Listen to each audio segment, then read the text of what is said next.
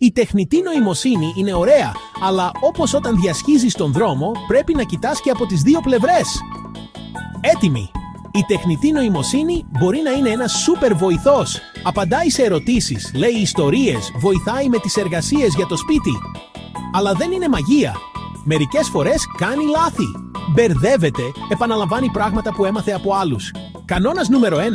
Μην μοιράζεσαι προσωπικές πληροφορίες. Όχι πλήρες όνομα, διεύθυνση σπιτιού, αριθμό τηλεφώνου, όνομα σχολείου, φωτογραφίες που αποκαλύπτουν που μένεις. Κανόνας 2. Έλεγξε τα γεγονότα. Ρώτησε έναν δάσκαλο, ρώτησε έναν γονέα, ρώτησε μια αξιόπιστη ιστοσελίδα. Η τεχνητή νοημοσύνη μπορεί να κάνει λάθη που ακούγονται σίγουρα. Κανόνας 3. Να είσαι ευγενικός και υπεύθυνος. Αν χρησιμοποιείς τεχνητή νοημοσύνη για να γράψεις ή να δημιουργήσεις, πες ότι τη χρησιμοποίησες. Η ειλικρίνεια μετράει. Μην τη χρησιμοποιείς για να εκφοβήσεις.